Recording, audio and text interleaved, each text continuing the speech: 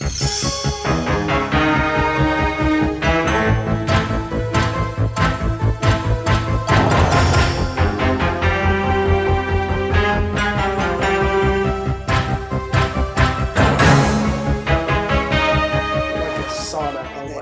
about to start sweating. Damn kid behind me. Oh yeah, I wanted to smack him a couple of times. He At kicked first my I chair felt twice, bad. and then I think I saw him or heard him kick kid, you. Did you hear that stupid asshole that was behind us to the left? No. The black dude. Yeah, he's like, yeah, that's the super fight. I was like, what? He was the typical black guy going to see a movie. That's the super fight. That's the super fight. The super fight. Yeah, Batman flying. I was like, Batman flying. I was like, come on, dude. Please stop talking. Typical. That's all I want. Just stop talking. So we started recording a little bit early. I was trying to do a sound test, but we're just going to roll into it because the Batman Superfly is probably going to be the new title of the episode. That's Batman Superfly.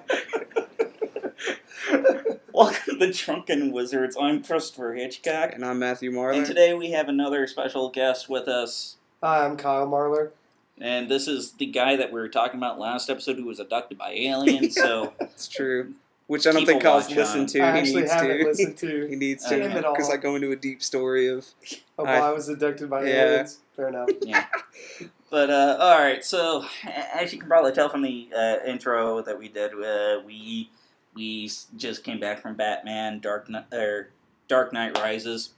And, you know what? First thing I'm going to say before we do anything else, spoilers. We're going to go into spoilers. Yeah, spoilers big time. I know the movie just came out today. Dumbledore dies. It's true. Yeah, I honestly, we don't care. We're too pissed off. Yeah, you know, and mixed emotions. I'm not going to say mixed emotions. I'm just going to say I didn't like it. As much as I was looking forward to this movie. Right. It just majorly disappointed me, and I was just crushed. Yeah. Heartbroken. Well, see, I don't know if I mentioned it in the last episode, or I know I've mentioned it off recording, but I was not looking forward to this movie because I just knew, Christopher Nolan for me with these movies, it's just slowly gone downhill. And a lot, if not all of my assumptions, were correct, which doesn't make me feel good because I wanted this movie to be good. No, I want this series. Awesome. No, you were just like, I'm right, Chris is wrong.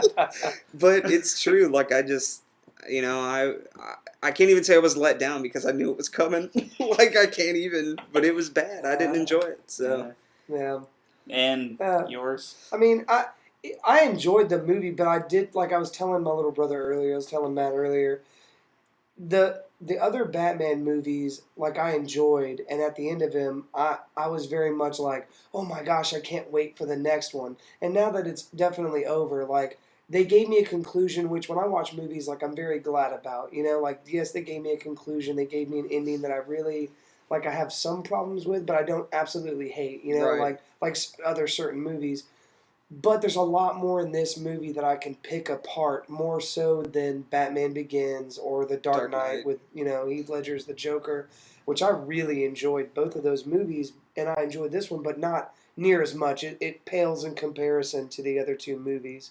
So that's my number one qualm with it, is the fact that a movie being so hype and so revered is something that's going to be... The epic conclusion, as they kept saying. Exactly, the epic conclusion. There's nothing very epic about it. Nothing very epic. Except the fact that it's super fucking long with no action whatsoever, And the action that is in it, it's okay, it's fun, but it's not...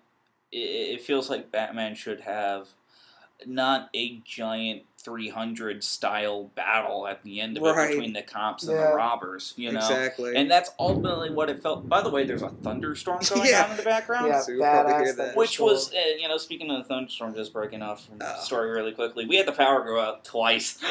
I seriously thought more people were going to leave because they were really starting to get heated. But to be fair, it was during the trailers, but at the same time, you were just like, oh man, Bane's going to lift him up, then power's going to go down. He's going to break They're going to be like, bad. shortest movie ever. Thanks for coming to Regal. Enjoy. That's the Batman story.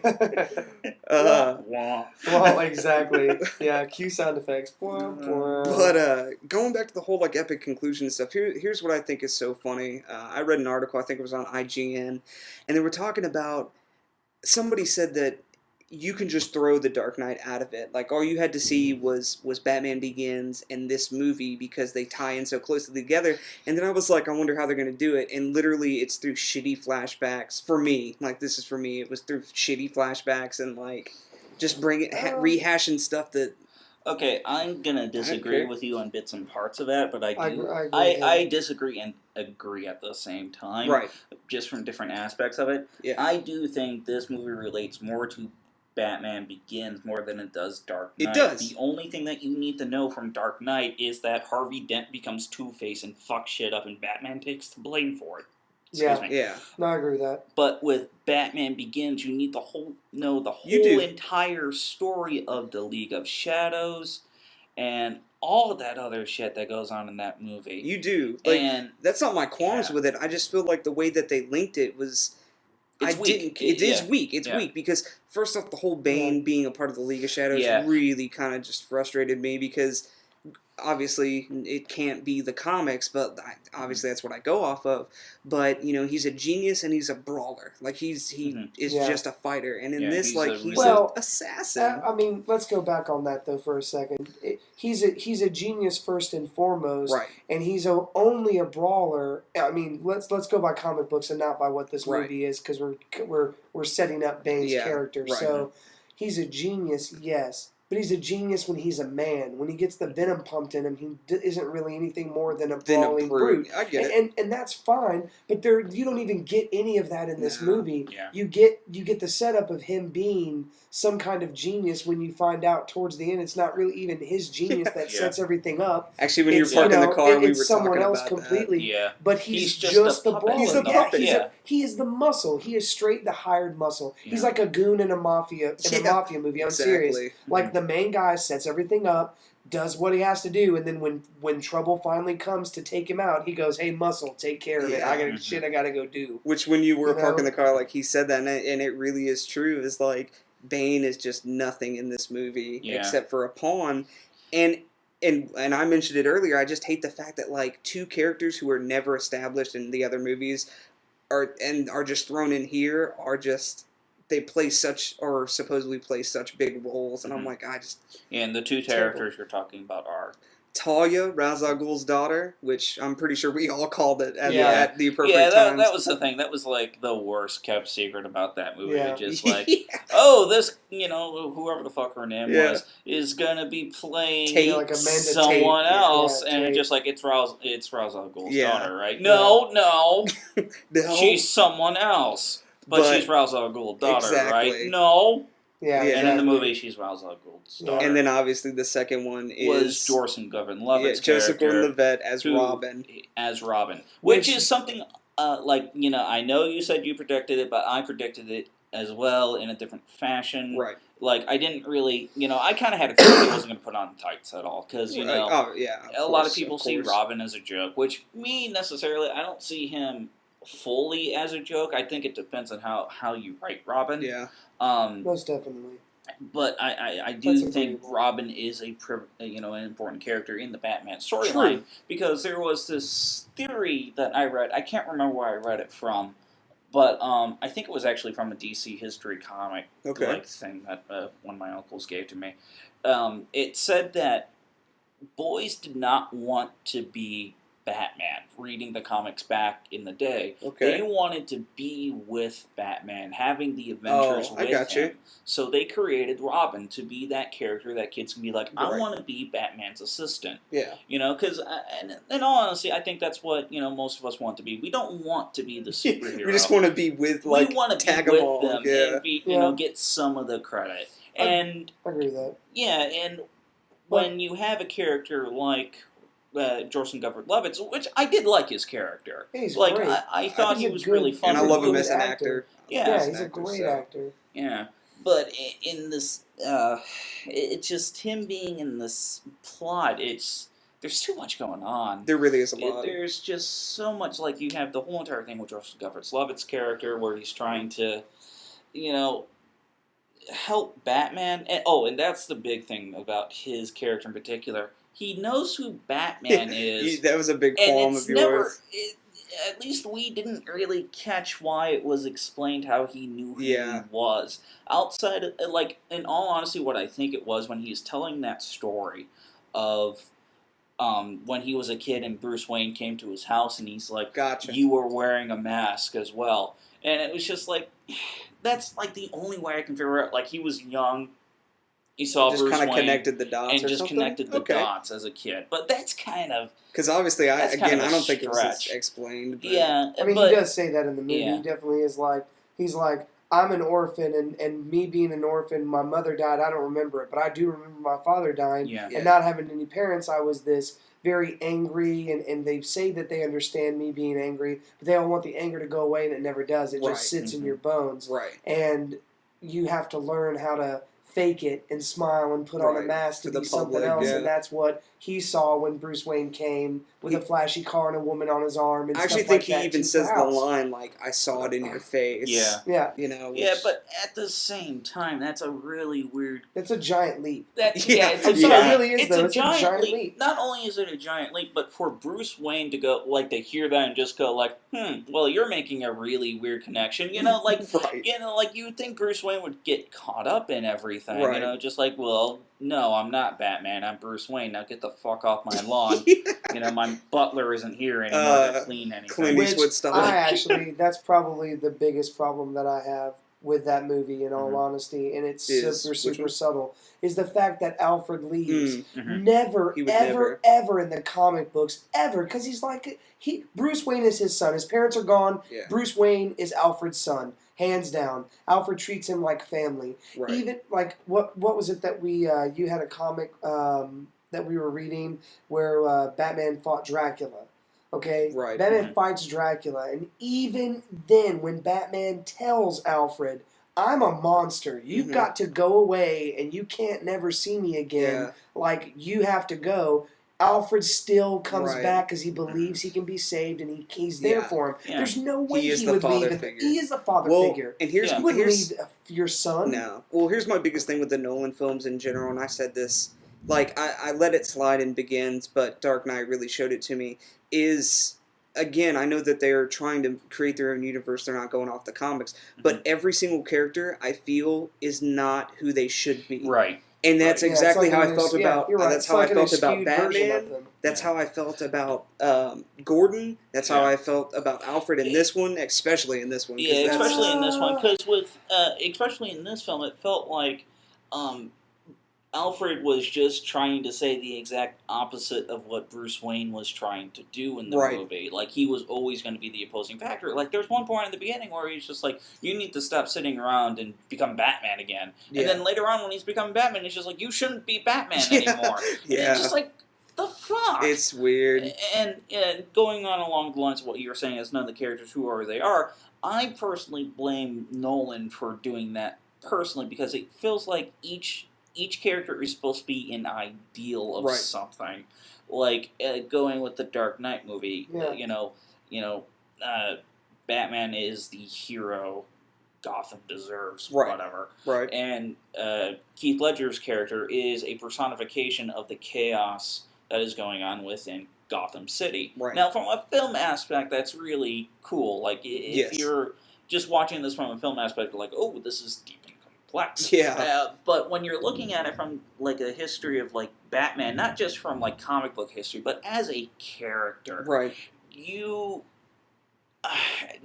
expect these characters to be like how they're listed in the Rogues Gallery. You're expecting Joker to crack wits with him and be a villain. Not be an ideal. Right.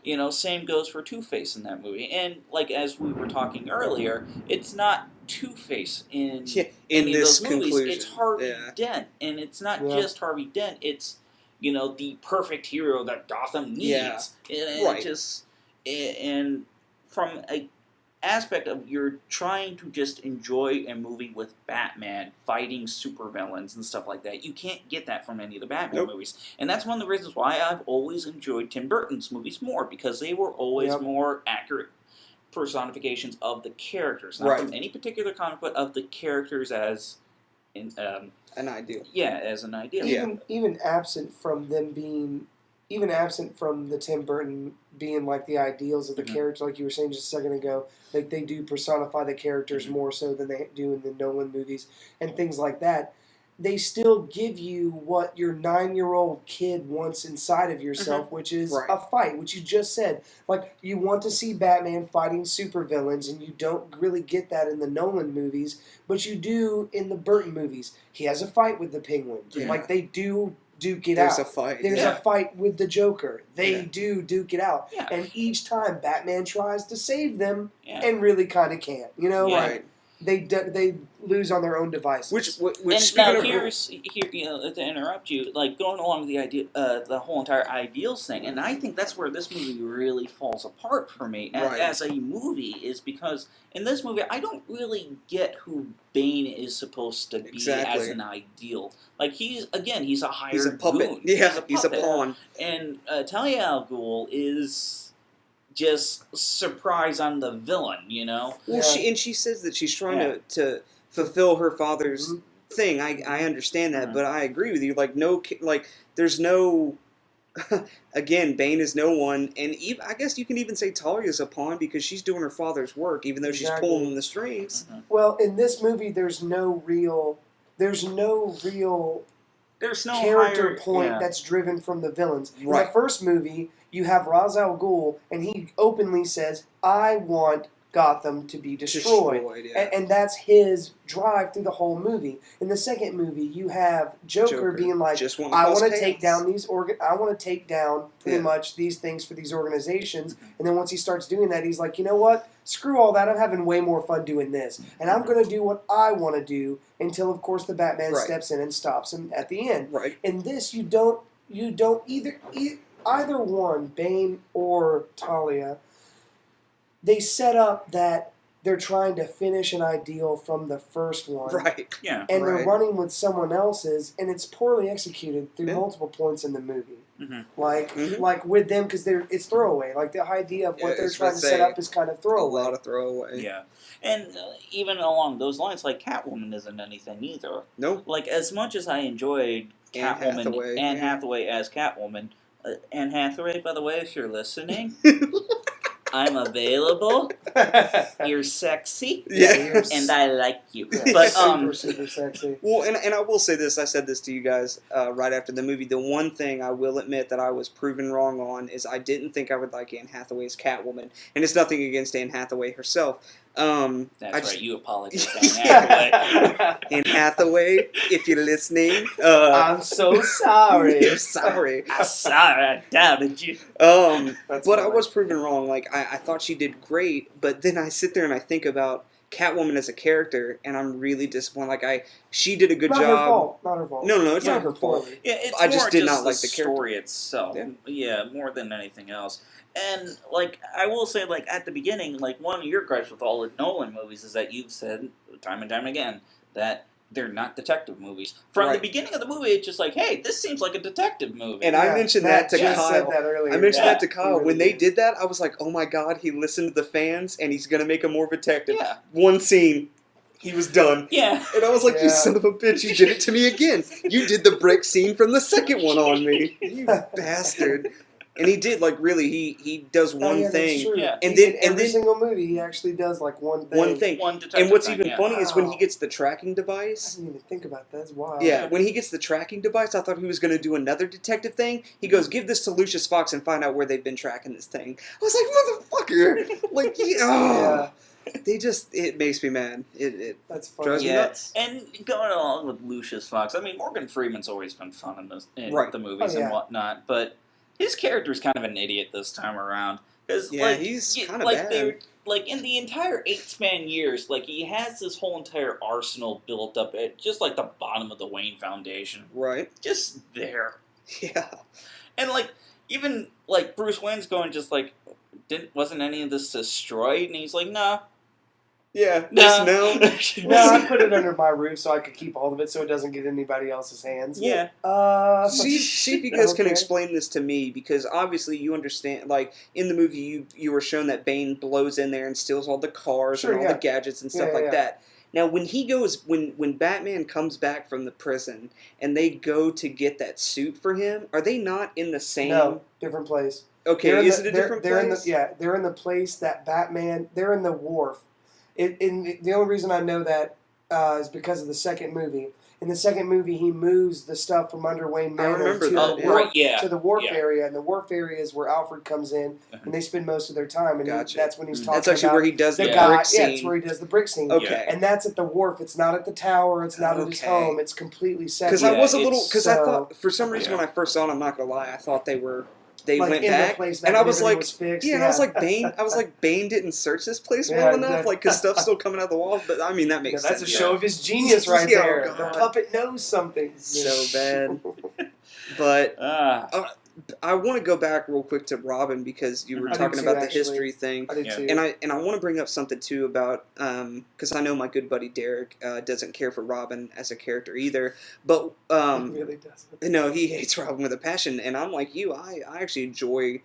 Again, it's all in When how he's he's written correctly, Yeah. yeah. But I like the fact that Batman has taken another kid that, like, he feels his pain under Mhm. his wing to help him. I like it. Or But- it can go along the lines of like Batman Forever, where he feels partially responsible for his Okay, death. You know, Sure. But the Yeah. thing, like, or what I for found his so parents' death, I should be Right. Yeah. more clarify. Robin isn't Yeah. a zombie. yeah, would have made for a better That movie. would be funny, though. But there was Come on, actually Billy Wonder, we need to go. Joker brains! Oh, God. It's terrifying, Someone Robin. needs to make this movie. Yeah. But there was I don't know when it was, but there was a thing that came out, early Robin, where, I think it was early Robin. Anyway, they sent out a questionnaire in the comic books, and they were like, do you want to see Robin dead? And I think they were thinking about killing him off, and they were like, Yeah. do you like him or do you not? And it was astounding to me, the percentage of people that wanted him dead. Oh, yeah. And I was like, man, that's so sad, because, like, again, I enjoy him as a character. I mean, not to take away from comic books or anything, but let's go into the realm of just all things entertainment. When you introduce a character that's not really the main, like Batman, you introduce a Robin. Right. Anyone that's a fan of it, I think, tries to go to that place where they're like, I do want to see a story where this person goes, because I want to see the effect it has on the main person. Right. Kind of like the Gears of War games. Gears of War games, the Carmine character dies every single game. In the last game, what do? They put it to a vote, Yeah. and they let his ass live. You know what I mean? Here's but my everyone thing, wanted though. him dead. Like, everyone wanted him dead. When we saw Spider-Man, I actually read an article. There are 2 articles on this website called The Comic Vine, Mhm. and one of them is why Mary Jane is the love of Peter Parker's life, and the other one is why Gwen Stacy is the love of Peter Parker's life. God damn it, Matt, we're talking about I Batman. know, but here's what I'm leading to, okay? In the Gwen Stacy one, they actually say, and I agree with this, is like, in comic books and movies and in things in general, they kill characters so much, I feel nothing for killing a character anymore. I don't, like, 9 times out of 10, because they always kill a character, in comic books especially, and then they bring them back. So it's like, I'm Yeah. void of Bring them emotion. back Yeah. as a super And but they Yeah. do that in the Batman movies too. I mean, they do that Right. in the movies, but they do that in the Batman comics as well. You have Dick Grayson, and then when Dick Grayson becomes Nightwing, he takes on another Robin, and that Robin gets killed by the Joker, which sends Right. him into a frenzy. But who cares? Because another Robin's brought back. Nightwing's still there, but another Right, Robin's another brought back. Robin. You know what I mean? And then you get Red Robin. You're completely Yeah. right on that. Yeah, yeah, Yeah. yeah, exactly. But no, it's just bad. And again, I don't know. It's like, even if they put it to a vote, it's like, who cares? You're gonna bring Robin back anyway. Yeah. But Now that we're back on Robin, I want to say something. 2 things. One thing first is that I'm like we said earlier that we called the fact that Nightwing was in the Yeah. movie, mhm. but I want to make note that Christopher Nolan stated he would I never was gonna say the put same a thing. Robin in a Batman movie because he does not like the character. Yep. And yet, what do we see at the end of this movie is that, this character who we've had, who you thought was someone completely else, is actually Robin. There you go, fans. There you are. You know what I mean? Which is such bullshit. Agree, to me. which is bullshit. And the second, Because he said flat out, he was like, Yeah. I'm not going to put Robin in this movie. And even if it is at the very end, and they don't even, like, really, Yeah, they don't he even wear the say. hot tights. Yeah, they're just like, oh, that's Robin. People just make the connection if they, have a little bit of knowledge. But it's bullcrap to come out and say, I'm not going to put in Robin. I hate the character. Here's Robin at the end. Yeah, I was exactly. like, damn it, Nolan. And the second thing I wanted to say was what you were talking about earlier was when Robin was created, it was these boys wanting to, be on adventures with Batman and things like that. But I also think Robin's character is relevant, which I would love to see him in a movie written well. And also in the comic books, I like Robin's character because he, to me, is kind of the mirror opposite of what Batman is. Like, Batman saw Robin's parents die and that he could have gone down the same path Batman did, but Batman stepped in and kind of played the father figure and made Robin the lighthearted kid character that was, you know what I mean? He needed Robin just as much as Robin needed him. And I agree with that. And that is why I think the Robin character was so great, which is why I was mad when Nolan had made the statement that he would never put a Robin in there. Because he feels that it's just, doesn't fit for those movies. I get it, but again, throwing it in at the end. Yeah, but what does he do in this one? The Robin character is someone that he can relate to in this movie. He relates to the cop. He relates to him so much that he even, like in one little 2-second thing, he trains him how to use the thing and then gives him the directions to become Nightwing or Robin or whatever the hell he wants to be at the end of the movie.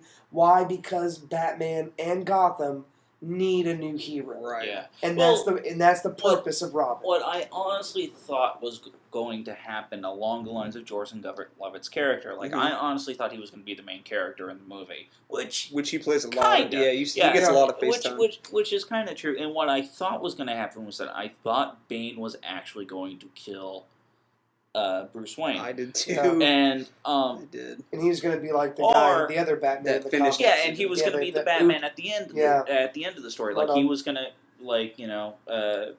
like Batman was going to have some kind of interaction with him and trust him, and he was going to become the new Batman. Okay. Not necessarily a Robin. Yeah. But he was going to take up the mantle of the ideal of Batman, which I honestly thought that's what the movie was going to be about. You know? Like they do in the comic books. That one blonde-haired guy that's like crazy Christian. You know what I'm talking about? The guy has. When Bane breaks Batman's back, Batman goes out of commission, and then the comic books pick up, and they wind up making this series where Batman has a new look, but they never really show you who Batman is until about halfway through the series, and you find out it's not Bruce Wayne. It's just the random dude who happened upon, he literally happened upon, one of Batman's hidden caves, and gets the stuff and decides that God sent him on a journey to cleanse Gotham. I mean, seriously, that's what it boils down to. I knew the comics. Well, I knew the whole breaking his back and stuff. I didn't know much. I think the aftermath is more interesting with the Bane storyline than the actual Bane breaking his back. Yeah. Because I actually have the storyline where Batman fights him, and it's a really good storyline. Because he's at the point where at first he's just like, oh, I'm the new Batman, and then at a point he's just like, I'm going to start killing criminals. Yeah. And that's when Batman has to I need to step back in. Right. Yeah. And I think that's a really good story. Phase, I guess the last thing on Robin I'm going to say is the fact that I actually really like Joseph Gordon-Levitt, and I think it would fit. But again, it's just the way they did it. They really executed things poorly in this movie on a lot of levels for me. So I said it in the theaters. I'm going to say it right now. They're going to make a fucking Nightwing movie with Joseph Gordon-Levitt. I'm not kidding. It's just going to be like Daredevil and Elektra. I swear to God. Which, honest to God, I want to take a poll. I want to take a poll and see how many people think a Robin or Nightwing movie's going to happen. Because you know what? Here's the thing with that. I think it might be possible. Right. Because they said, they're going to reboot Batman now to go along with the lines of this new Justice League movie. Ugh. Starting with Man of Steel, which we were talking about later. But, oh, God. But I think, if they make, DC has enough money. They can make whatever movie they want. Or which company owns them? Warner Brothers? Yeah. Yeah, Warner Brothers. Warner Brothers. They can be like, oh, we're going to go ahead and make, Green Arrow, the movie, whatever. Yeah. But, at the same time, they'd be like, hey, Nolan, our other movies aren't doing so well. Could you do a Nightwing movie, maybe, with Joseph Gordon-Levitt? People seem to like him, Maybe have Anne Hathaway in there. God, Please so God, hot. yeah. And they show that ass shot of her like on the bike chute, Dude, and I that was was like the thank best you. scene thanks. in the movie. Yeah, like, It's thanks kind for of funny that. to say that, honestly, because you would expect a lot more scenes that'd be really awesome in the movie. But her riding the bat bike and looking so amazing, quite possibly the best scene. Here's something else. Like obviously, Strangely. it's a PG-13 movie. So a problem I had, I don't know if you guys did, is there's a lot of killing in that movie. But since it is a PG-13 movie, There's no blood. Well, no, that's not my problem. Like literally, Bane snaps like 20 people's neck, Oh, but yeah. it's the right before he snaps it. Camera pans to something else, and I was like, I understand that you're a PG-13 movie, but like panic cuts. Excuse me, I don't know the lingo. But a pan is when the camera moves. Okay. A cut is when it. Well, goes there to are a few another thing. pans too. Like there was the scene where he shoots the Marine or whatever, and like has his knee on his throat, and then like. No, you're right. Instead of it cutting, it pans up to his face and then pans back down to dead. him dead. And I'm just like, I get it. You're a PG-13 movie. Don't write so much killing. I don't like. It was just. It was. I mean, or if you're gonna do something like that, there's no reason to shoot it, cut away, or pan away, and then come back to it. Like, you already know what's going to happen. Yeah. That's an old Hitchcock style. Yeah. You know what I mean? Oh my God, someone's about to get stabbed. You see the knife in the air. You hear the noise. Dude's dead. Yeah. Like, and you that's move all you on, need to know. And that's all you need to know because your imagination fills in the blanks. Right. But on top of what you were saying, in scene, they're having the huge fight between the cops and everything, and the lady's rolling through. Talia's rolling through on the shooting. They and do she's another like, cut. Shoot him, shoot everyone. Yeah. And it shows all these people on the floor, and they're clean as a whistle. Yeah, that's what I was going to say. That was like they're there's sleeping. not a single bullet they're hole taking on a nap. Yeah, not a they single hit him bullet with hole. fucking.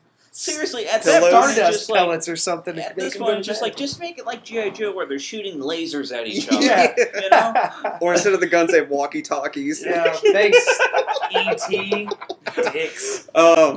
Worst thing ever. What was I guess another thing on cuts and stuff and cuts and pans, mainly cuts for me. Like, you know the difference. I do now. You're the welcome. more you know. G.I. Joe. Yeah. But again, it's just there's too much for me. Like there's the scene where he goes to the doctor. Bruce Wayne goes to the doctor to find out what's wrong with him. Yeah. That scene was so dumb to me because he's like. Mainly because the doctor goes, I suggest that you don't go hella skiing anytime soon. Instead of showing him walk out the door, they cut to him closing the door. And for me, it bugged me. And then the next scene is him like putting the bar and then going down to rappelling, and he's wearing a ski mask talking to Gordon. Like it literally just cuts to him holding his hand talking to him. Yeah, and I was like these are terrible. Here's the thing about that scene that bugged me was the fact that if Officer Gordon had been like blinded or was like he couldn't see, like if there was like a point of view shot where he could see from his point of view of like what he was saying, but like he's just wearing a ski mask. Yeah, in a suit. He's wearing a suit with a ski mask. Yeah, you think that he's just like, hey, you look like someone wearing a ski mask, Yeah. Like how do you? I think I've seen those suits before. Yeah. How does he know that's Batman outside of just the goofy voice? But and getting into another thing that really bugged the hell out of me, and I said this when we left the theater. This movie has the exact opposite problem of Spider-Man. In Spider-Man, he's constantly taking off his mask for everybody. Right. In this movie, he doesn't have to take off his mask. Everyone knows who he fucking is. Yeah. And a big part. Except for Jim Gordon, who can't see through his ski mask and doesn't realize it until the very end. At the end of the Bruce movie. Wayne. But what kills me... We should have taken the glasses off of Clark Kent. That's what we should have done. That was one of those moments. That was the worst thing for me. It was just like, okay, so let me get this straight. Batman is wearing this giant cowl where you can only see his jaw. And, like, to be fair, like, I think they do a really good job of the design of that mask where it makes his head look a lot bigger than, like, Christian Bale's head and whatnot. Right. But, you have a character like Superman whose only defense is, like, glasses, and everyone's just like, who the fuck is that? Yeah. And in this movie, it's just like, he's wearing all this stuff, and he's just like, you're Bruce Wayne. Yeah, they're figuring it just- out so easy. And I made the joke earlier, and I'll say it again, like, everyone knows who he is, and there's a scene where he's with Catwoman, taking her to the tumbler, and he's still using the fucking voice. She knows who he is. She saw Bane take the mask off of him, and she knows, before even that, he goes, something, Mr. Wayne. Yeah. And so, obviously, she knows, and the whole time, he's still just like, you gotta get to the tumbler. And I'm like, fucking drop it, dude. Are you fucking kidding me? She knows who you are. Oh, This isn't a car. this is a car. Oh, we're in hockey pads. Now, that was one thing that bugged me about Catwoman's character in particular. Okay. Well, it wasn't her character. It was more stylistic choice that bugs me. Like, Okay. with Dark Knight, one thing that bugs me, I don't get Joker's fixation with knives. Like, that's really weird. Like, Yes. even for Something Joker. new they were trying to do, I Yeah. guess, But Kind of, though, because even in I think they may even say it in the movie, but he, in the comics, like, he loves to get close to the kill. Like, he Oh, likes to yeah. get close enough to Makes see, more what's sense. going on. I mean, so. even, like, all of my fond memories of Joker has always been him holding a gun. I mean, that's true. too. But, True, but but most of anyway- those guns have a fucking flag Yeah, that comes the up flag that that says comes bang. Yeah. which is in the Tim Burton movie, thank you. But, Yeah. but anyway, getting back to Catwoman, I don't get the high heel weapon. Yeah, Like just like blades on the them. blade that's on the high heel. Like, I mean, granted, it's a great chance to see her leg in action and whatnot. I'm just like, ooh, she got nice legs. Yeah. But Thank you, at the Anne same Hathaway. time, it's Yeah. just like she's doing all these weird things with her leg. I'm trying to, show it to a fucking microphone. But Do you see the leg? like her you leg see- is going up, and like she's putting people in between her heel, which would have been cool just to begin with and whatnot. But then you add a fucking razor blade on Right. the inside heel, and it's just like, why? Well, and I don't know if anybody else noticed this, but like when they're running away from Bane and the goons, when Batman and Catwoman team up, bitch jumps off a roof onto a car with heels and doesn't fall, lands perfectly, and I was I like, mean, she's a badass. They're good heels. she's an a cat. absolute I badass. get Yeah. it. Whatever. Well, she's agile as hell. Yeah. It just killed me because again, No, I just don't see here's- the appeal of. Here's one thing, Heel. like let's talk about the gadgets for a small second. Like you're saying Okay. with her heels Yeah. and everything, she wears this headpiece, which is like a mask of its own, to kind of cover her face. And she's got what looks on top of her head like cat ears, but you find out it's a piece of the eyepiece itself. Mhm. They're kind of like goggles or a different thing. They have to have some kind of fucking use. What do? You never Yeah. see it in the Yeah. movie. Yeah. They're just there. It's Honestly, like an think the accessory, gadgets. just like her heels. Right. It's literally, it feels like Christopher Nolan was like, oh, we need a woman. What do women have? Accessories. Well, that's what Catwoman's got to Yeah. have. Like an accessory. Well, That honestly, make no sense. I think in general the gadgets were very disappointing because the only thing I felt like Nolan was like, we just have to have the Batcopter, and that's it. Yeah, Because when he's riding the Tumbler chasing Bane on the motorcycles, yeah, that's a He- boring chase. it is actually kind of Yeah. a boring chase. He pulls out this like rifle thing, shoots one guy with it, and then the gun gets shot by a police officer, Yeah. and it's a throwaway. And I Yeah. was like, that's kind do you, of do you realize what the bullshit. gun did? Yeah, Yeah, it was, it's the, it was like- an EMP. Yeah. Which is fucking awesome. Which is cool, but again, Yeah, but there's until no they throw it use away, of yeah. anything in that movie except, honestly, he never threw a batarang. He No, never he- grappling no, hook. he did. He He threw. did. He the threw batarangs. he threw the tranquilizer Okay, batarangs. fair enough. I get it. Fair Well, enough. no, those weren't tranquilizers. Those people are dead. I'm sorry. That Nobody is one dies thing. in those PG-13 movies. I- I'm sorry. There was no blood. It didn't Yeah, there's happen. no, it didn't happen. Pictures where I'm it didn't happen. sorry. Like, even in the Tim Burton, like, in honestly, the whole entire I don't kill people rule, Right. that's bullshit in all of the movies. Like, Yeah. having watched them all again within this week, Right. there are so many people that are dead because of Yeah. Batman. Yeah. Like, Agreed. and in this movie, I'm just like, you know Agreed. what? Those people are dead. Yeah. You know? It's just- Well, and again, I understand the Nolan films are a different tone and stuff like that, but that's something else that kind of, I guess, got to me is he's like, no guns, nobody dies. He's always had that feel. And when he has Bane at the very end, he goes, just give me what I want, and then you have my permission to die. It just, yeah. Again, it comes back That to was- characters are not who they are supposed to Now, be in see, these movies with for that me. scene, I think what it was trying to do, because right afterwards he says that Bane goes, "I broke you," And that is one thing where I'm just like, okay, so again, it's one of those things like you might see, just talking about the physical aspect of like I broke your back, but at the same time he's going like, you've just said that you're going to kill me. I've broken you as an ideal. Right. And I get it. Was, But he doesn't even get the satisfaction because Catwoman kills him. So it's not even really Bane, Yeah, which or is it's funny, not even which Batman's is funny thing. too. Like I guess his ass is dead because you don't see him again. Like, No, he's gotta be dead. he got She blown shoots in the him with stomach. a fucking bat cycle. Yeah, in the he's like done for. his whole when you see the hole, I literally think it's stomach to neck. Like he's dead. Like the hole in Kung Pao. Yeah, exactly. But you know what? I'd like to think that Bane is now just hanging out with the Joker at this point because you know what? Joker didn't die at the end of Dark Knight. He's alive. He's the only one. He's the only one that doesn't die, though. Yeah. When you think about it, Ra's al Ghul dies in the train. Well, Scarecrow doesn't die. Okay, true. Because he's in the third movie, which was going to be the other thing I was going to bring up. Oh yeah, the other spoiler alert. Yeah. Which we have to agree was probably written for the Joker, but we all kind of agree it was probably a part that would have been better if Two-Face would have been it. Yeah. As the judge and jury. Scene we're talking about when the city goes to hell, when Bane takes over and Batman's in the pit. Which, do you think that was supposed to be a reference to the Lazarus Pit, changing topics real quick? I really think, because they explain that that is the jail. That's even in the comics, that is the prison, what it's really... But anyway, when Gotham goes to shit... Well, she does escape. It's not her. I'm sorry. I'm so sorry to interrupt you. Yeah. They just crap on the story because, Bane in the comics, and again, I know it's a different story, but Bane is the only person to ever escape that prison. And now that Talia's done it too, and now Batman has done it as well, and I'm just like... Well, in the excuse me.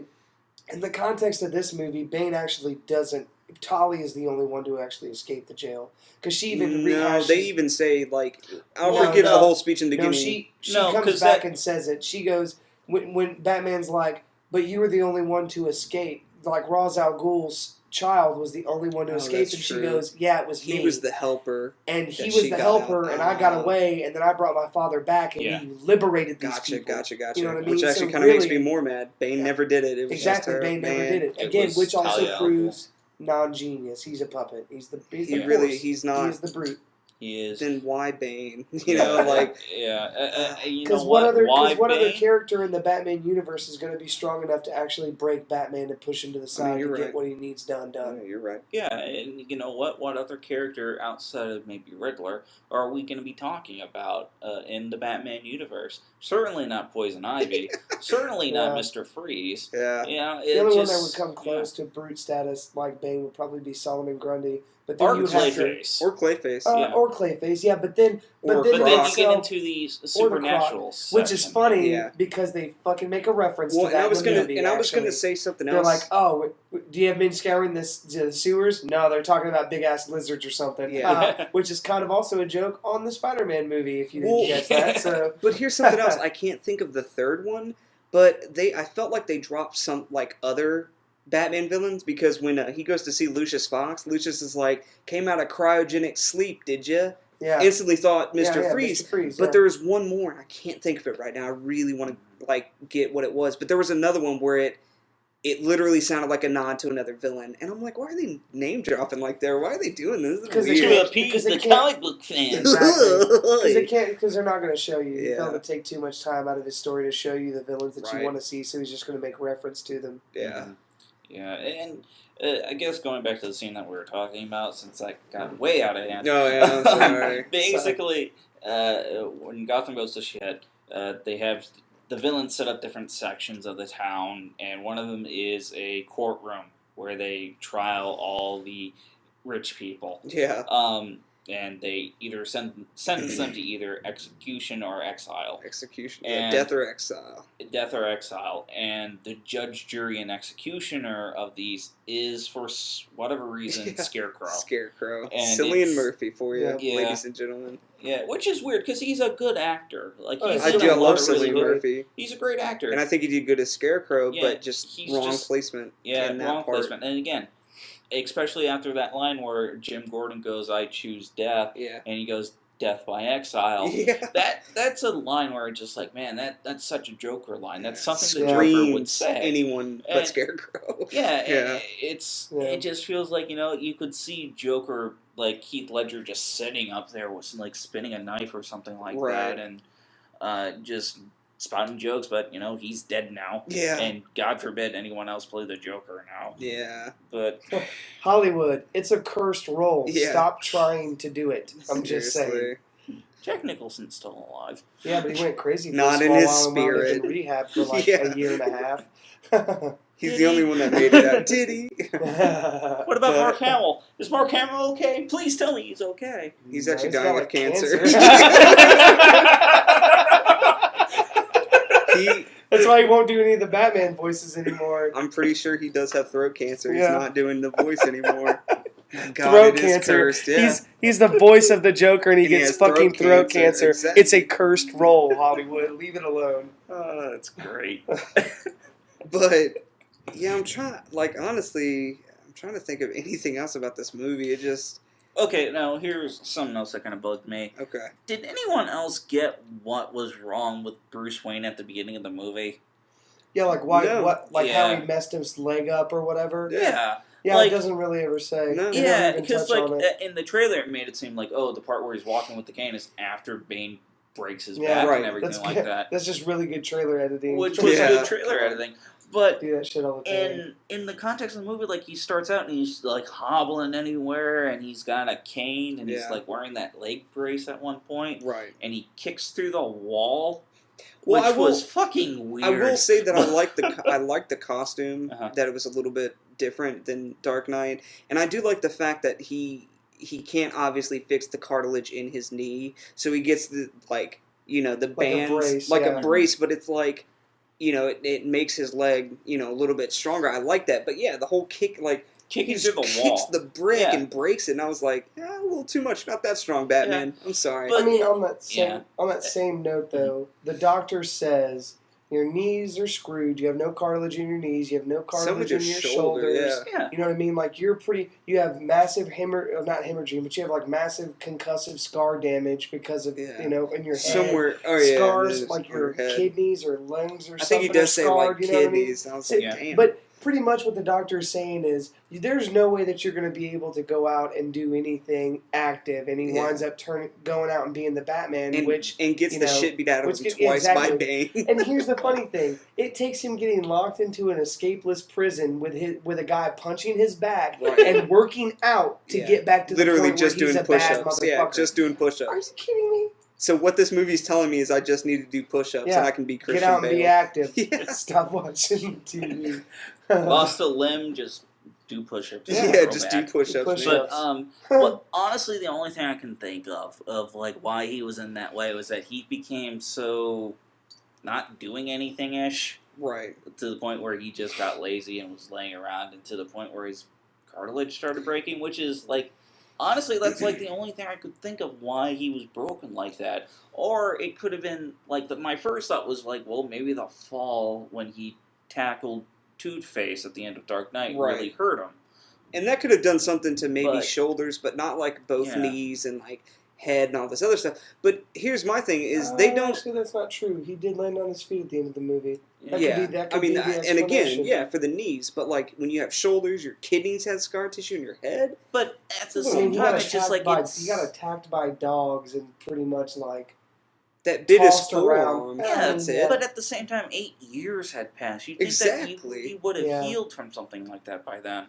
I think that probably would have been the best time to drop another villain, like a Uh-huh. villain hint. You know what I mean? Yeah, Like Alfred make a quote or something about like, well, that'll teach you to stop being Steve Irwin or something. You know what I mean? Yeah. Like, and that could be the. I'm just saying. Right, no, Like I get for the what you're croc, saying. you know what I mean? Like you battled with something that was way bigger than you, and this Right. is the result of it. You get Mm-hmm. fucked up and you limp around for 8 years. Well, you know, like and I don't. Obviously, I can't remember. I don't know if you guys do. Did they say that he goes into exile like right after Harvey Dent, or Yeah. does he do Yeah. anything? yeah, Okay. that's basically No, how yeah. Dark Knight Okay, ends. well then, yeah.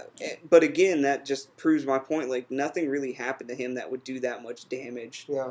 if he went into exile right after the Harvey Dent incident. So again, it's just I just think it's poor writing. Yeah. Also on that, like, and let's talk about the Bruce Wayne for a second instead of the Batman, Mhm. but he's also been a recluse for the 8 years. Mm-hmm. And that was the other weird thing was Yeah. that he himself as Bruce Wayne didn't do anything, which Right. caused His company to go under. The company to go under. To all these the foundations going down, and I thought the foundation going down was really weird. Like, I'm glad that they mentioned the foundation. Right. Yeah.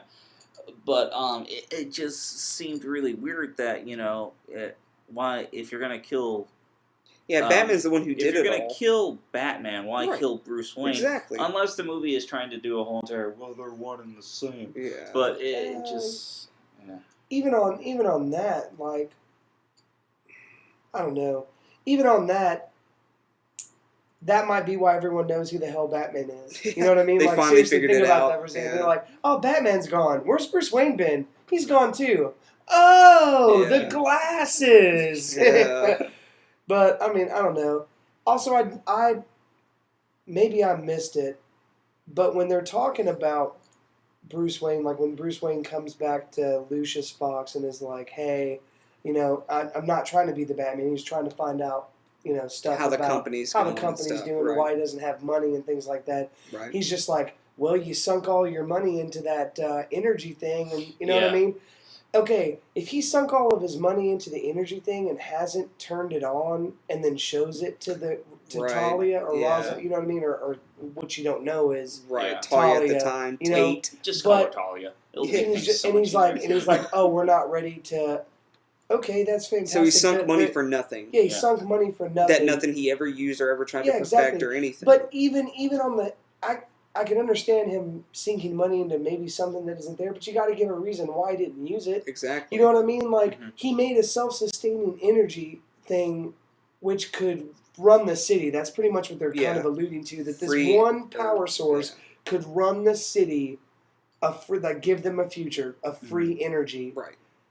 He had to have started that to try it, and something had to have happened for him to shut that off and think that it could have been used as a weapon. Or why the fuck would you build it in the first Yeah. place if you know it could be used as a weapon? You just lock it away Just for a minute. bad That- writing. yeah, it's just bad writing. It's like Well, a bad plot point. Here's the thing: like, not only is it a bad plot point, Mhm. it seems like the kind of plot point a person would write when they're trying to write a comic book movie. Like, we're just like, a person who hasn't read comics is like, oh, I need to make a doomsday device, Right. but at the same time it needs to be made for good. Yeah. Energy device. Bruce Wayne decided not to use it Yeah. because it will explode Yeah. and bad things will happen. Yeah. Yeah. I just want to meet that guy who wrote that in. No, like I kind of agree. Christopher well, Nolan, you mean? Yeah. I want to meet you, Son of a Christopher Nolan, bitch. so I can punch you in the face. And then get your autograph. yeah, yeah. then get your autograph. Actually, Yeah. get your autograph before I punch you in the face. Before I break your fingers. No, Yeah. I'm just kidding. And then take your blood so I can clone you. Yeah. But I can't think of any examples, but I don't know if that in particular is just something that could happen in comic book movies. Because I feel like in tons of movies, there's just been plot devices where it's like, oh my god, why was that even there in the first place, only to be hijacked by the villain yeah. of the movie. But it does seem, again, like it's personified in comic books because it's just like a doomsday device. Again, it's what a person would stereotypically think of how a comic book movie works. But something else, like one thing I was joking in the middle of the theater, like there's a point where just like, there's this giant bomb that's about to go off.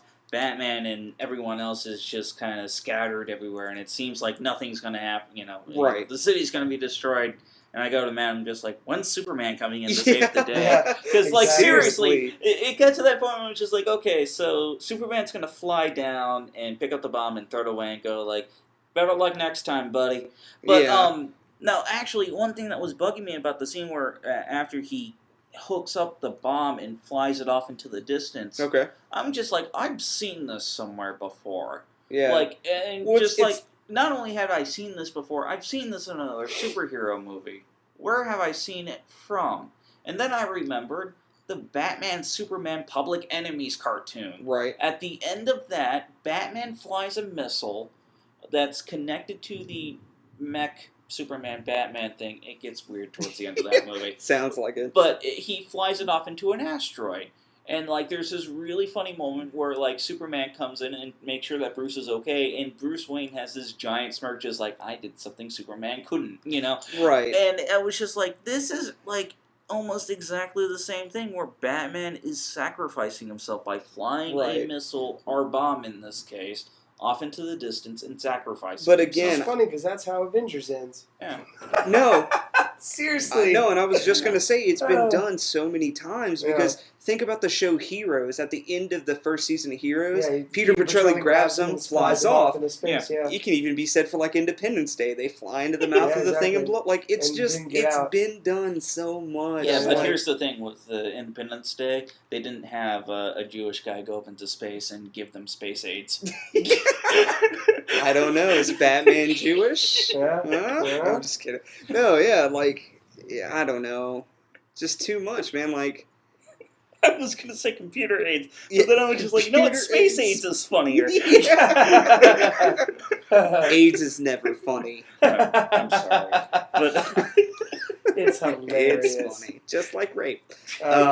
Thank you, Tosh, for pointing out. God damn it. I'm sorry. We're going to avoid controversy. I know. And you bring us right into it. But No, yeah. Batman brought us into this. Batman did this. Batman did this. He should take the fall like he did for Harvey Dent. So bad. Never understood it. Never understood No, it. man. But Batman got super fight. Super fight, man. It's Batman flying. Batman flying. Oh, Batman so kissing. funny. He the man. I People- swear to God, that's like I was saying. I was like, why? People at the theaters, man, it's terrible. Although there was one point where, like, it got into the middle of a talking scene, and that kid that was sitting behind us was going like, yeah, and I'm just like, I agree with that kid, yawn. Yeah, exactly. But I should have left that movie at least twice. Yeah, and here's the thing, you couldn't because I was driving. Yeah, exactly. And I kind of wanted to see where, like, how shitty it could get. Oh, and speaking of how shitty it could get, I lost my shit a little bit when they, granted they fix it, Right. but I still, even the idea of it Yeah. pissed me off, where they're doing like, oh, by the way, Ra's al Ghul's son is Bane. Yeah. And it was just And like, again- are you fucking shitting me? And again, for the Like- listeners, it doesn't happen. But again, the thought of the idea that they would even do something like that, Yeah. I thought it was going to be, and I said this to Chris, I thought it was going to be another Sandman killed Ben Parker moment, and I really was going to get you're pissed. So right about that. Because I was like, why would you go with a story, like, screw a story that much? Yeah, and why would you connect them in that way? Like, exactly. like when they first say, like, oh, Bane was a member of the League of Shadows that was disbanded or whatever. And that never even happened in the comic And it was book. just, that was just like, you know what the fuck ever. Yeah. It just like, instead of like hyping him up with juices and stuff like that, because drugs are bad. Yeah, don't do drugs, kids. Don't do drugs. But it was just like, But okay, rape's so okay. so Bane is a super ninja. Right. I get it. Yeah. Just whatever. Just go on with the movie. But we had to go on and say that he's the son of Liam Neeson. Yeah. Like, Jesus. Yeah.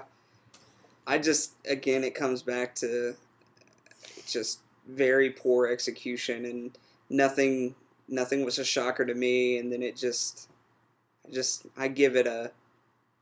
Was Give it anybody a else D. as pissed as me at how quickly the end seemed to snowball Yeah. into itself? Like, the whole movie is this movie's really long. Yeah. Yeah. And it does have the whole movie's the setup for the end, which, I mean, of course, it's the conclusion movie, so that's going to happen. But the funny thing is like, the end part of the movie seems to go by so fast. Right. It really does seem like it goes by so fast, like a bullet train. Like, you're just like, oh, how are they going to resolve this? 5 minutes later, oh, it's resolved. Yeah. Oh, ending. Thanks. Credits. Now, got all this, stuff. By the way, don't say after the cover credits. up. There's nothing there. Yeah, there's there nothing is nothing after the credits. But except for Superman flying in and saving Gotham. Or a trailer for Snake Batman killing Beyond. Exactly. No, here's something I had a problem, and I guess getting close to the end. I hated the fact that Michael Caine's character Alfred is he does what he does in Dark Knight, but he does it more so in this movie. He gives like 4 speeches in that movie, Mhm. and I'm just like, I'm kind of getting tired of it. Like, you're not the voice anymore because Yeah. Batman's not listening to you or doing anything, and like it just wasn't hitting me emotionally. And I hated how he was like, when you went off for 7 years, I go to this one place where I sit down and get a drink, and he was like, I would hope one day that I would look over and see you with a wife and family. Yeah. And then they do it at the end of the movie. I was course, like, that's man, so stupid. Are you kidding me, man? I knew that was going to happen because people do that all the All time the in time, movies. and It's that's the foreshadowing. problem. You can't Foreshadowing, kill the main character. foreshadowing, Yeah. foreshadowing. You can't kill the main character And anymore. and For even reals. if they didn't kill him, the fact that he's sitting at a cafe with Whoever. Catwoman, well, No, I don't think it was. Honestly, and No, here's that- the that thing, was- though. It was Catwoman. She was? she It was turns Anne at one Hathaway. time and you can see her profile. yeah, it was Anne Here's the Hathaway. thing. Here's the thing. Like, I'm actually, that part doesn't annoy me that Alfred goes and he gets his wish. But what bothers me is they show you it's Batman and Catwoman. exactly. You don't need to see that. No. Because Alfred tells you in the beginning, the foreshadowing is he goes and not a word is said from him from Alfred to Bruce Right. or Bruce to Alfred. They just nod and they both know that Yeah. he's made it.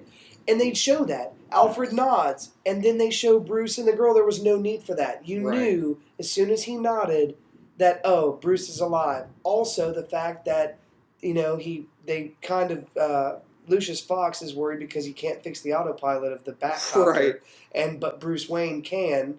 You know what I mean? Yeah. And so, like, once he figures that out, also you're like, oh, Batman has to be alive. And Yeah. they kind of like hit you with that almost 3 times at the end of Pretty the movie. much. Really, like, oh, Batman's alive. Batman's Hey, alive. Batman's alive. Hey, here we showed Batman's Batman's actually alive. Yeah. You don't need that. You don't need all that. It did absolutely nothing for me.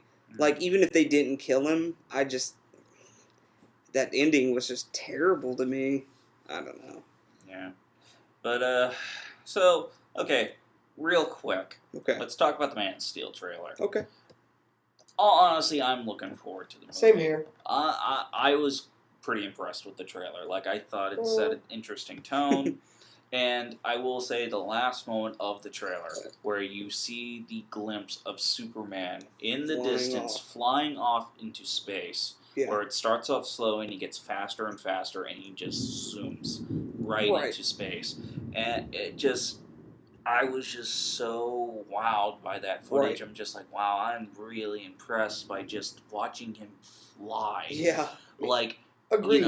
Agreed. It just like, I want to see this dude like punch a bus. You Yeah. know? I want to see this dude fight somebody. Like, I want to see the laser eyes. I want to see the ice breath. I want to see everything. Which Right. hopefully we'll get Yeah. with the fact that he's fighting General Zod. Yeah. You know what I Yeah, mean? he's 'Cause got to use everything in his arsenal. Unlike the other Superman movies, like the first Superman, he doesn't really fight anything. In the second Superman, he fights Zod and the other 2 people from Krypton, and that's where you finally get your superhero fight. Mhm. And in the third movie, he doesn't really fight anyone. And in the fourth movie, he fights like a sun guy. Yeah. You know what I'm saying? Like a throwaway Right. semi-hero. We don't talk about Superman 4. Yeah, exactly. And then in But- Leonard Part 6. Exactly, in little parts. But like you were saying earlier, when we were all before we'd seen the movie, that you hate origin stories, and I do as well to a certain degree. I definitely think that they're needed when you're introducing a character, or more so when you're introducing a character to a new audience. But we just seen Superman Returns, Right. okay, which didn't even Even if it didn't do well, it's even still if it the didn't origin. do well, it still has parts of the origin in that movie. There's absolutely no reason for us to have another origin story, Right. and that's one thing that scares me about the No. Man of Steel is how much time are they going to spend Right. on the origin of him becoming Superman? Right. Now, Are they going to waste it one away? thing that Donovan had actually spoke last time I talked to him was that there are 2 things that we think we should that should happen with origins in covering them Okay. really quickly. In general. One. origin. Tim Burton Batman, that covers the origin perfectly. Yeah. It wraps Agreed. it up into the plot, but it doesn't throw it down your throat at the beginning of the movie. It does it in that movie. It does it like a quarter of the way into the movie, Yeah. like really far in, and it even makes it a bit of a mystery to what's going on with this character. Right. And even though, as a comic book fan, you're like, oh, he's visiting the graveside of his parents. As a casual viewer, just like, oh, what's his connection with this place? And when they tell you, you're just like, oh, so that's why he does the things that he does, and it's explained within like 3 minutes. Right. Yeah. Or, very, very short. Or what you could do is just have a really quick, like Star Wars opening where there's like a bit of text that tells you what's going on. Or a narrative, at least nowadays. And honestly, from the trailer, I kind of got an idea, like, maybe that's how the movie's going to start. Like, maybe with that, like, you're an ideal kind of thing. And, like, maybe have, like, one shot of, like, him rescuing the bus as a kid or something like that. Like, that was one of the footage from Comic-Con or something. From what I've heard, and obviously a lot of it's not confirmed, I don't think, but that is something that scares me. Is, well, I'll say that the whole he's an ideal thing, the only reason it kills me, because I do agree that Superman is an ideal, the only thing that scares me is like it has the tone of Batman being like Batman ideal, and I just hate that, because I don't want Superman to be the Nolan Batman movies, and I feel like that's where they're going, because they've already said they want to make it more serious, even though it's Zack Snyder. They said they want to make Superman more dark and serious, and I'm like, that doesn't need to be, in my opinion, like, for Superman. To be fair, it depends on which Superman movie they're talking about. If you're trying to be more serious than, say, Superman 3... Right. That's very easy to do. Yeah. Well, I mean, I'm talking about this new one. They've said,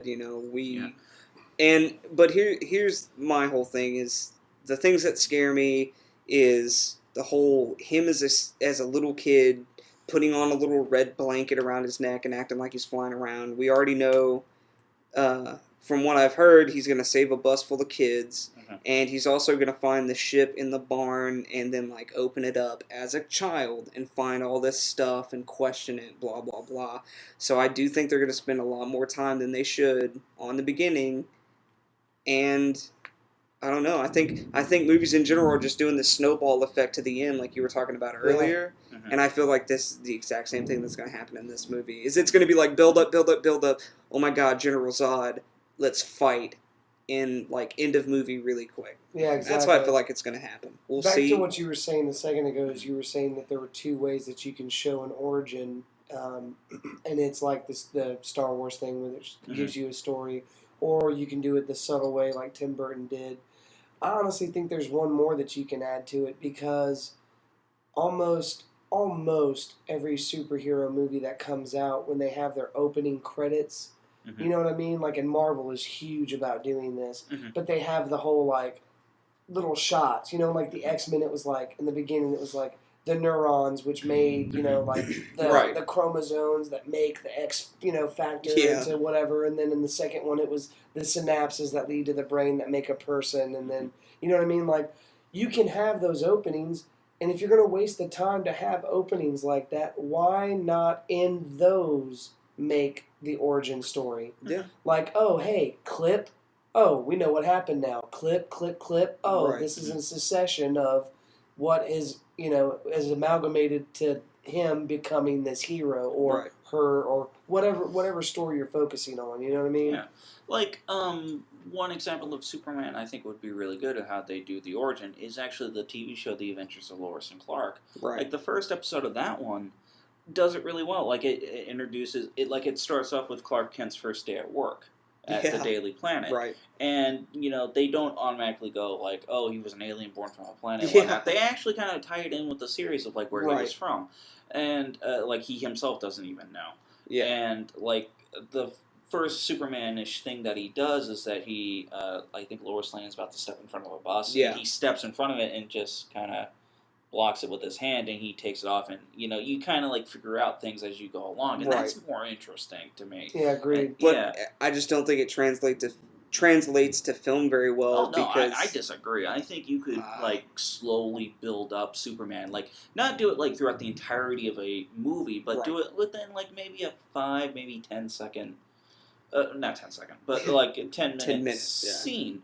Like one I'm gonna use an anime reference here, but like in the first episode of Cutie Honey in the '70s version of the anime, for those who don't know, really quickly, Cutie Honey has a ability of transforming her clothing, and she gets the powers of whatever clothing that she's wearing. Okay. And how they cover that power really quickly in the show is that she goes into this house, and the villains are chasing her.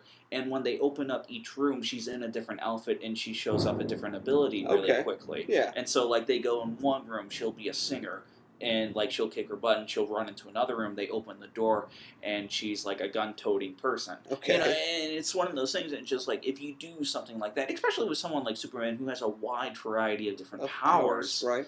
You could, like, you know, have, like, a scene where, like, he's walking with Lois and he's doing stuff in the background as he's talking with her. Yeah. So there were really interesting ways that he, like, uses his heat vision to, like, heat up some ramen noodles. Yeah, you know. No, I mean, you go about that as well. You can go... there are other ways to go about that. It can be done, as well. I just don't think Hollywood's going to do it. That's Agreed. my take. I mean, but here's the thing that I think Hollywood is missing out on, and why they're not doing it like that, is because they have not found the way to integrate that kind of system. Like you were saying, like in the Cutie Honey, they go into different rooms and things like that. You could totally show Superman and Lois Lane doing things, but if like you show... kind of a montage. Exactly, but it's not even on a montage thing. If you're going to show an origin of something like that while you're continuing the story that you have set in, you have to realize it when a character realizes it in a movie. Right. Like Lois, you would have to look at it from Lois Lane's perspective. And then finally, in the middle of the movie, she's like, oh my God, you're Superman. Yeah. And that's when we're like, oh, this is why you're Superman, because this and this and this and this and this happened. Because she subtly is putting it together. And then that is when you tell your origin story. And then at the end, he kisses her and she forgets everything. Yeah.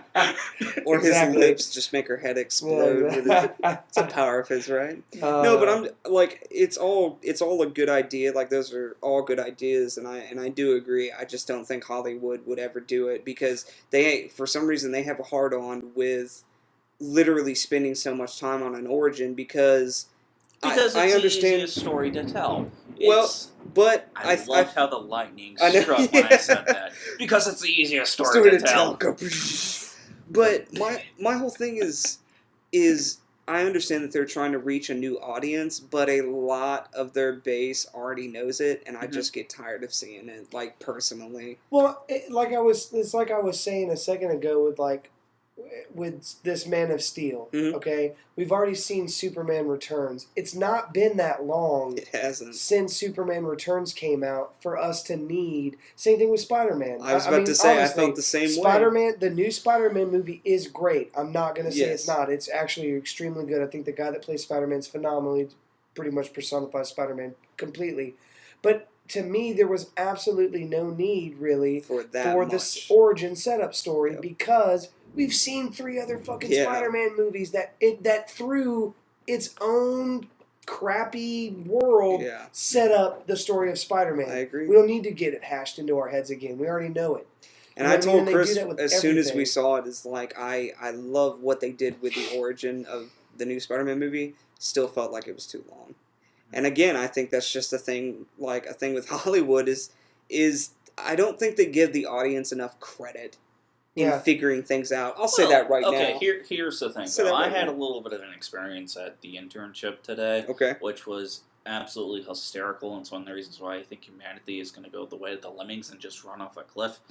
But but earlier today, like a big thing that was going on in the newsroom was just like, oh, Dark Knight's coming out, we need to cover it. Right. And at one point, there were 2 female reporters talking with each other. And like one girl goes like, so what's this new Batman movie called again? Dark Knight Rises again. And the other girl, like no joke, her response is, I don't care what it's called. It's just another excuse to see Christian Bale. Yee! God. And I mean, it goes without saying, there's stupidity in the world, Like, seriously, it didn't matter that it was a Batman movie to them. They just wanted to see, you know, Well, it's like the whole thing with in Dark Knight that killed me so much is the fact where Two-Face is laying in the bed and they're like, "What's that name that he had for me down in the precinct?" Say it, say it! And he's like, Two-Face. And like part of me is like, well, no shit, that is not a turning point. But a funny story, I don't know if I ever told you, I went to see it, I think this was my second or third time. Oh. Yeah, they literally, he's like, say it! And he goes, Two-Face. And the two people behind me go, oh. And I was like, I will fucking stab you right now. Like, are you an idiot? Even not like, oh my god, it pissed me off so bad. You know what? Maybe Hollywood has it right. They don't need to give us fucking credit. Stupid people. I mean, John Q. Public, man, is not that bright, honestly, when you get them in mass drones. They're but, not. I mean, and that's why we will always get Hollywood. overuse of origin, and that's why we'll always give, like, blatant plot yellings like Two-Face. Like, that's the reason is because the majority cannot put two and two together. But another fun story that happened in the newsroom, like at one point, the guy I was working with today, we're both in the web department, he was just like, it's some downtime right now since the news is playing. Do you want to go down to the newsroom and watch like the newscast going on? Right. I'm like, yeah, sure, I'll go down and have a look and see what's going on down there. And we get down there when they cut to the live view of what's going on at Opry Mills, their live view. And at the end, like, it goes all according to plan, and then, like, they decide to do a little tongue-in-cheek kind of talking with the reporters and stuff like that. Right. And the reporter at the news desk goes, alright, so who's your favorite Batman? And, like, seriously, the guy who was covering the report was like, he didn't understand the question at all. Like, it was like, Batman's my favorite Batman. Like, that was the look that was on his face. When, I like the one in the black suit. The Batman Beyond? Yeah. Batman? But, like, and then, like, at? she goes just like, well, mine's always been Adam West. And, like, he got, like, even more confused, just like, what? And, like, thankfully, because, like, it was funny, because, like, I could see, like, the monitor that was live and, like, her right here and, like, in the TV of what was going on broadcast. And thankfully, they didn't cut to him going just like, God. What? Yeah. You know, just this wild daze confused on his face. But she was just like, okay, joke dropped. Moving on, you know? Yeah. Good Lord. What? No, people, man. So dumb. Batman is my favorite. Batman's my favorite Batman. One in the black suit. My goodness. So obviously, I can't even tell people to not go see the new Batman because everyone's going to do it. It's going to get its money. And here's the thing: it doesn't matter. No, it doesn't. The movie's going to do well. The movie is going to do well, but you know, The movie's going to do well numbers wise, just because everyone wants to go see the conclusion. Well, but on the flip side, is it going to do better than the other Batman movies? I don't think so. I honestly think there's a lot of I don't know about that. I think there's a lot of holes in this one, and not just because we look at I'm it thinking number-wise. But just because we look at it from such a harsh perspective. Well, there really is a lot of holes in this movie to where you would look at it and watch the other two movies and be like, nah, it's not so great. Yeah. Here's what I think is honestly going to happen. I think it's going to be a lot like Prometheus, where there's going to be a fucking ton of hype for the movie when it's coming out. Right.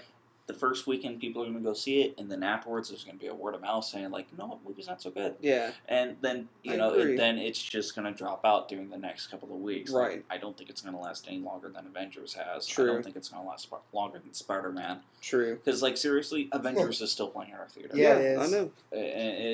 And I watched it the other day in IMAX. I love you, Avengers. But I really do hope people walk away from that movie and go, you know what? Like, I get the hype, but, you know, it really wasn't that good. That's my wish. Yeah. You know, because I think they will, though. Yeah. Honestly, I think so. I would dare say 60 to 75. No, I'll dare say 50 to 60%. Right. Will probably go. No. Yeah. No. I was impressed. Yeah, people are probably like they'll just go like, "This is where's Batman?" I think that's what a lot of people are going to say. Is just like, "Where's Batman?" Well, I mean, I myself found myself saying that. Me too. To my mind, I was like, "Okay, great. Where the fuck is Batman?" Yeah. Like, really, where's shooting Batman arrows at a target? Yeah, shooting arrows at a limp Batman shooting arrows at a target. I kept expecting him to go like Oliver Queen talking to this. Yeah, exactly. That would have been great. Yeah. That would have. I think the arrows were green. Now that I'm thinking about it, but In Dark Knight Rises. Yeah. Who knows? but yeah. So I think on that note, we've been going on for a really long time. We have. I have no This is our idea longest episode. Well, I can we tell say you that this is episode 4. Yeah. Well, I mean, it's true. Yeah, Once but we're done with this, you got to tell me about this alien thing that. I'll let you you can listen just to go it. back and Fair enough. you can go back and listen to the episode on the drunkenwizards.podbean.com. And Or you dropping can- the site. you can not only can Or- you listen, you can rate, subscribe, and comment. You I can think I will subscribe to us on subscribe and iTunes. We are Look on up iTunes Drunken- now. Listen to search Drunken Wizards Nice. on iTunes, and you will find it there. It's true. Nice. And And you know what? If you want to know what we're doing on Twitter, mine is CJ Hitchcock. and mine is at Comedy of Error. And do you have a Twitter that you'd like to promote? I do actually. I do have a Twitter I'd like to shamelessly promote. Shameless. It's KyleMarler5 at gmail.com. Or Twitter, I guess, would be the thing. At Twitter. Yeah. At Twitter. It's At, probably yeah. at Your Kyle Twitter Marler. name has at gmail.com at the end of it? Probably not. It probably actually has at Kyle, yeah. Twitter at Kyle, Yeah. at KyleMarler5. That was the best plug I've ever. That was Yeah. fantastic. Yeah. All right, so this is Drunken Wizards for this week, and enjoy yourself. Yeah. Remember, do not drink and use magic at the same time. I will get this fucking thing eventually at the end of the timeline. Take it All easy, right. Wait, did you have everybody. your questions? See ya. Oh, no questions.